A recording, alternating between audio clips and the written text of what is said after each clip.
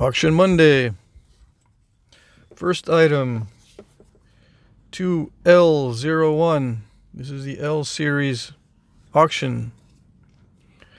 This is a blade. I already marked on it a little bit. 4 7/8 inches long by 2 inches wide. 930 grains. This is high quality Georgetown.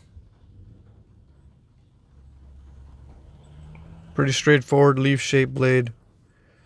Sharpened all the way around. I got to go kind of quickly on this one because I have a lot of items today. Second item, 2L02. This is an Edwards chert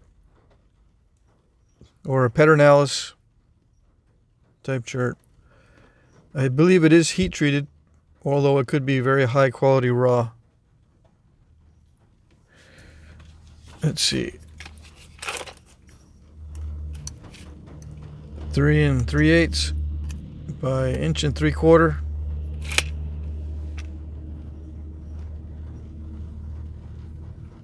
Okay.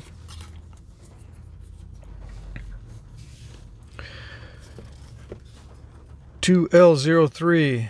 It's just a plain blade.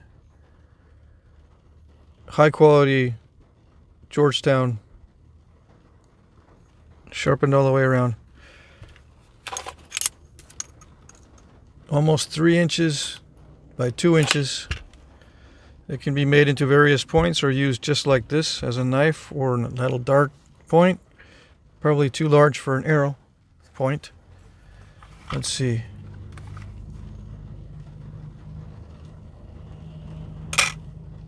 .360 grains. All right.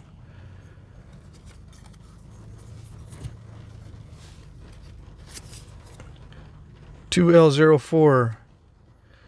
Simple leaf-shaped blade. Heat treat, Texas heat treated chert.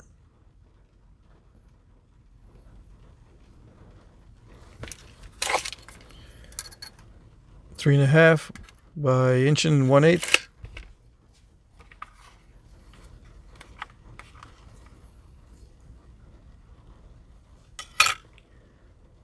.234 grains.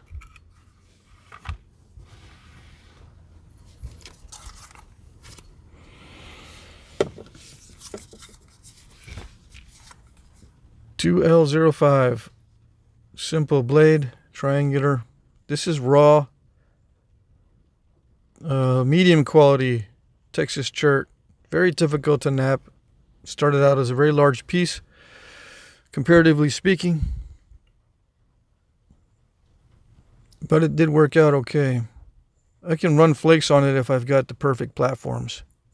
But it's very durable. When it's made of this kind of raw chert, it's very durable. Let's see. 260 grains.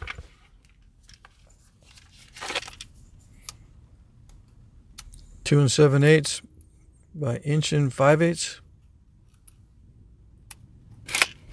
Okay.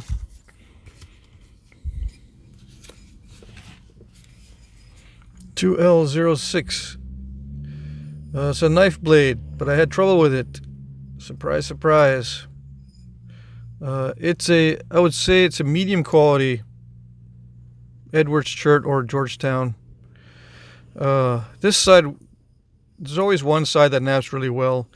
And I had a big old stack in here of a bunch of step fractures, so I shot in a very powerful flake and it dug it out, but it dug a little deep. So just bid accordingly. This is a kind of wonky right there. I left it thick here on this side, left a bump here on this side because it was so, that dig was very, very deep. But yeah, as you get toward the middle of the nodule, this is, it gets difficult to knap. All right, so this one is not always, but usually the middle of the nodule is not as good as the outside on this particular type of flint. 5 5/8 by 2 1/4. Thickness is about 5/16. Just in case you're curious about the weight.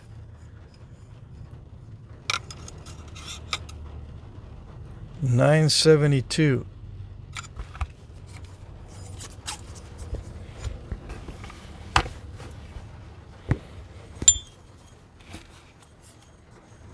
$2L07. Knife blade. A big old chunk taken out. That's not quite a step fracture, but it doesn't look that great. This one is a little bit steppy on this side. Again, I would classify it as a medium quality only because some of it was very tough to nap through. With a low quality, I probably can't get this long. That's the difference. 5 1/4 by 2 1/4 by 3/8.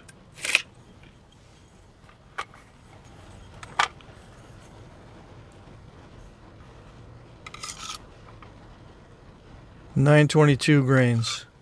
That's grains and not grams. Another knife blade. Again, I had trouble thinning this one. 2L08. Small knife blade. Raw Edwards Plateau chert or Paternalis chert. Not sure exactly. Semi-translucent. I had trouble thinning out that spot right here in the middle. You know, I try to thin these down as best I can because it makes them easier to use when you're slicing meat. But as it gets thinner, the tough spots rear their ugly heads. So I also left in that bite that I took out. All right, so that's what that is. I just left it in there. I didn't take back this edge to make it straight. That bite was one of the last things that happened as I tried to thin it down. It worked okay, but yeah, that's all right. Okay, 3 objects in this next item. 2L09. This is a set of hunting triangles. Texas raw Edwards chert, high quality raw, 2 5/8 inches long by 1 1/8 inch wide, and the grain weights are written on those: 146, 144, and 156. I was running out of time, so I didn't match the weights exactly. So on the heavier ones, you just remove more flakes, either from the base or the sides a little bit, and it'll bring it down. If you don't want to mess with it, I just recommend napping the bottom until you get the right grain weight.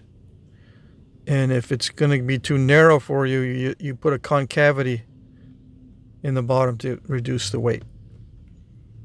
Okay, or you can leave it this way. If you have natural shoot or natural material arrows that you've harvested yourself, they may not all match, so you put the lightest arrowhead with the heaviest shaft, and do it with all of these, and they'll kind of even out. That's what I do anyway. All right, sharpened all the way around. Just simple sharpening, nothing special. You could call that little serrations, but I don't intentionally put those in there. They're just part of the fine pressure sharpening during the last stage. They're not intentional serrations. You know what I mean? Okay.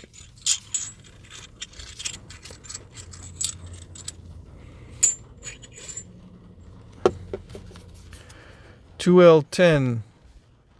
This one is an eccentric piece, an art piece, very similar to Shumla or Duran, but larger in size. This one is an Owl Creek chert, raw.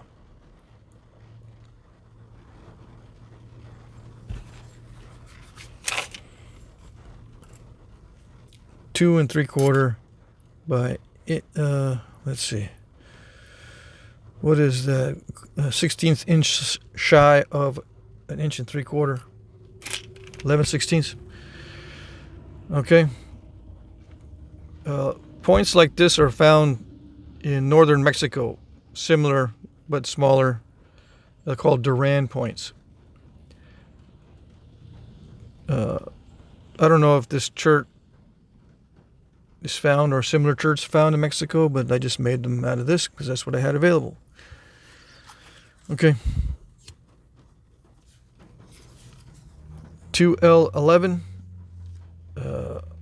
This is more in line with a Duran point, but it's larger than most of the real ones found in northern Mexico. 2 15/16 by inch and 1/4. I mean inch and 1/8. Let's see. Might want to use it for hunting. Let's see. Just to give you an idea. 136 grains.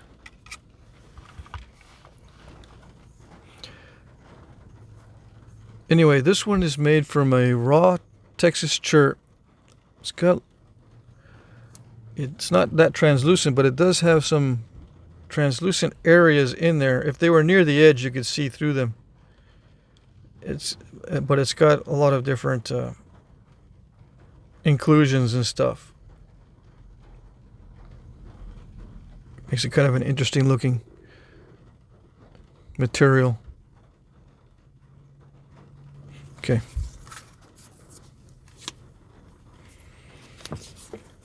$2L12. Another art type piece.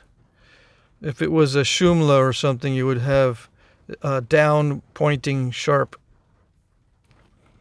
barbs, but I just squared them off.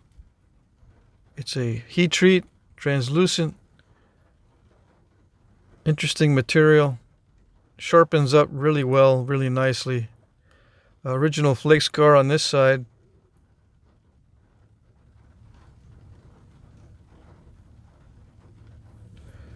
Let's see. I'm just curious how much this one weighs. 86 grains.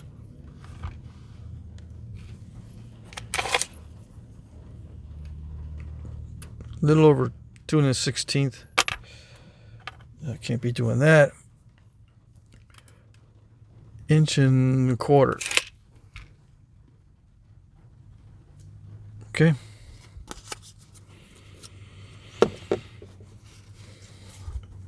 $2L13.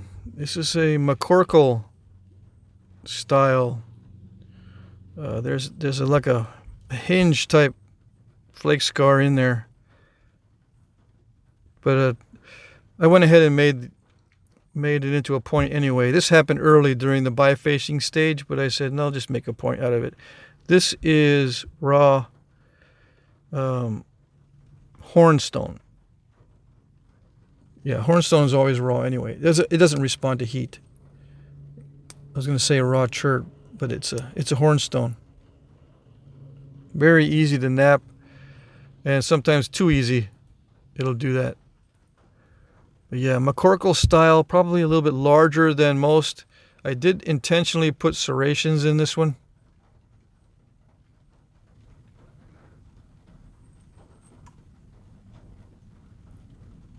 Yeah, I did intentionally do those type of serrations. The base is ground all the way around the stem, partially into the notch area. I think these were ground down here, so that's what I did. Okay.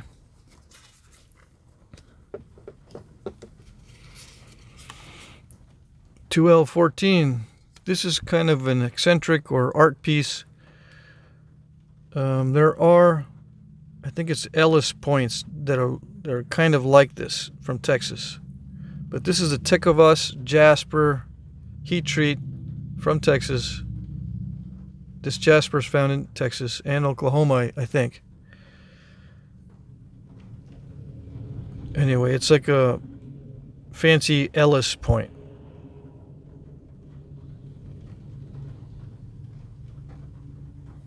Would make a good pendant. Let's see.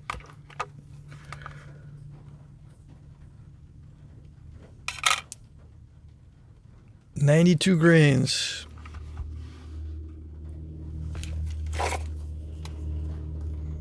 Almost 2 inches long. By 1.25 inches. Okay, one of my favorite materials. If you heat treat this Tecovas jasper just the right way, it naps extremely well. One of my favorite materials.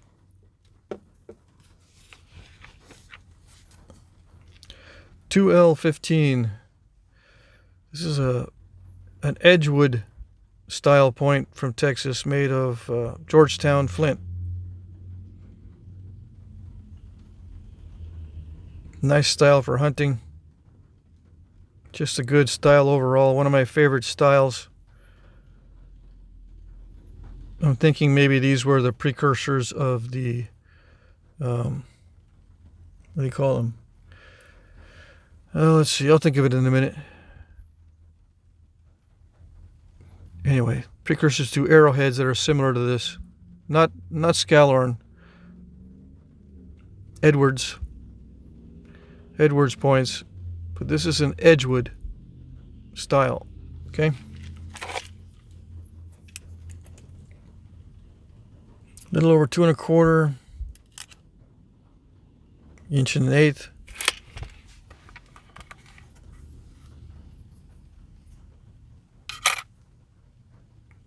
132 grains. Yeah, it's a atlatl dart point in the historical or the archaeological record. Those are atlatl dart points. 2L16. This one is a Langtree style made from root beer chert, translucent. Langtrees a lot of times didn't have the squared off stem. They had the rounded ones, but I just squared it off because it started out as a triangle, and just to save time, left it square. The original flake scar here, random flake pattern. This particular piece of root beer was not easy to nap. I'm trying to remember. I think it started out as a small piece, so I didn't lose much material. It was just hard to thin down. So it's not quite as thin as some of the other stuff that I do.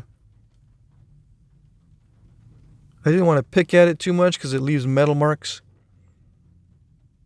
Anyway, it's hefty enough to use for hunting, I think. Okay. 2L17. This one is a Ellis. And I'll make the correction if I'm wrong about Ellis points, right? The difference between Edgewood and Ellis. The Edgewood has a concave base and the Ellis has a convex. High quality Georgetown flint.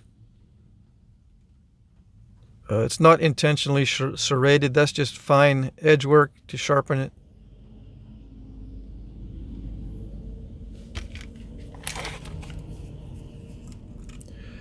Almost 2 inches by 1.125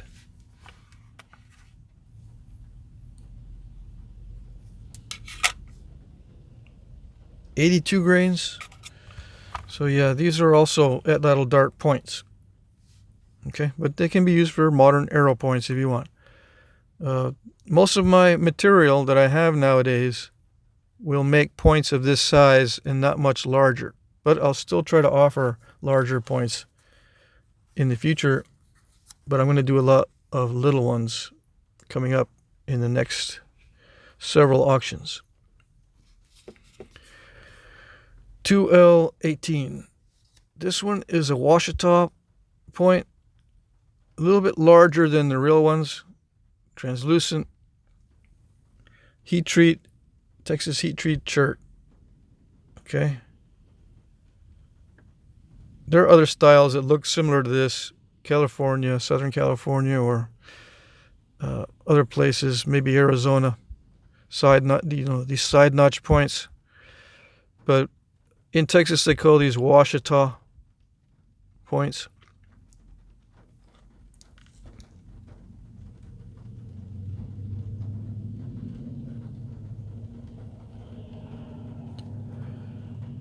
Sharp everywhere, very sharp barbs and a sharp tip. Okay. Sharp edges. 2L19. This is a heat treat Buffalo River chert with a nice band of color through there. Cahokia style. Again, a little bit larger than the originals. 2 inches.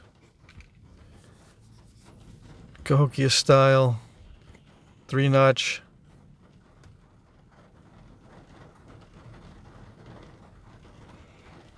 A lot of times when I work on these Cahokias with the deep notches, I blow away one of the sides, and I think I did that on this one. As you can see, this edge here on this side is even. You know, it's continuously straight. Like if there was no notch, it'd be straight. But on this side, you can see how one edge is higher than the other. That's because I blew out the edge when I was putting in the notch. Now, I think back in the day they would go back and trim off the edge to match, because these were very carefully made. Oops. Very carefully made. And the edges are very straight, both this way and looking down the edge. As far as I know, they're very carefully made. All right.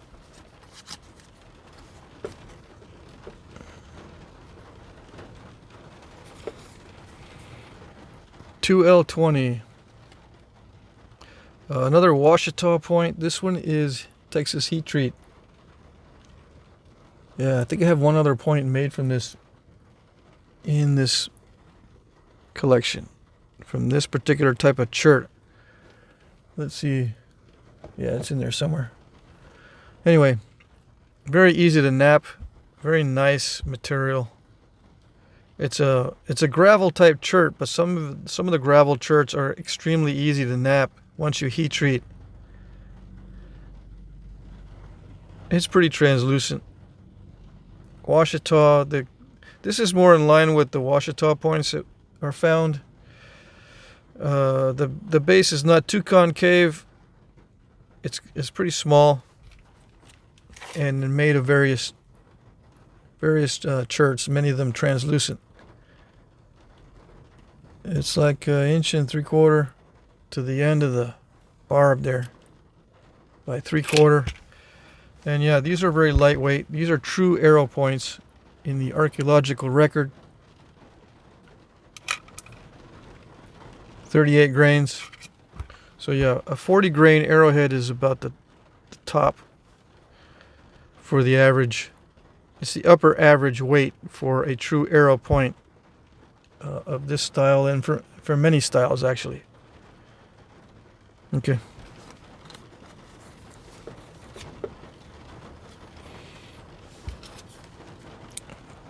L21. This one here started out as a larger piece. It was a large flake compared to the final size anyway. A fairly large flake, and it snapped on me 2 or 3 times.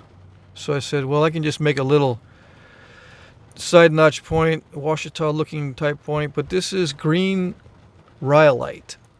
So the area where the rhyolite's found, I think it's North Carolina or something like that, is not where these points are found. This is a Southwest style point. But anyway, it notched well, although it did blow out a little bit, so the notches are not even. They're not symmetrical. When I started the notch, I think when I started the notch on that side, I blew out the edge right away. The rhyolite is not that easy to knap, but it is very strong. So, it feels raw. Just sharpen the normal way. No serrations, no intentional serrations, although some of these had intentional, very fine serrations. Okay, and yeah, they did use these of this size on arrows, so just to give you an idea of the weight.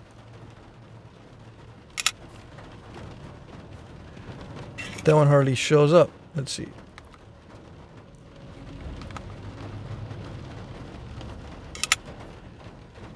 "24 grains.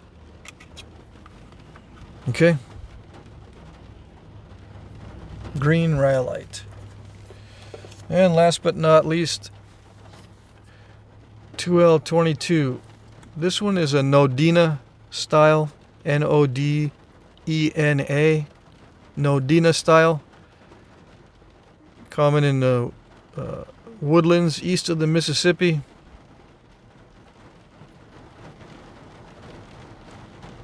It's not intentionally serrated, just fine pressure work.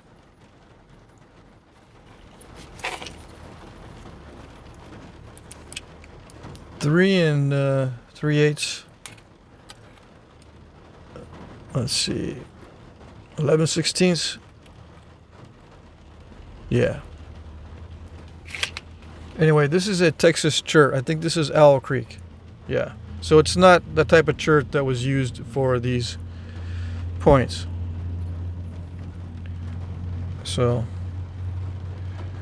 just be aware. I'm using all, I think most of these are Texas cherts, except for maybe one with the rhyolite. Yeah, they're all Texas cherts in this auction except for one. Okay, all right. Let's see the rules.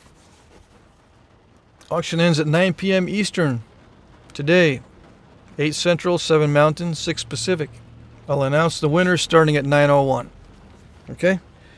I'll go through and I'll check all the times. I'm using YouTube's time tracker to make sure, or to, to be fair to everybody.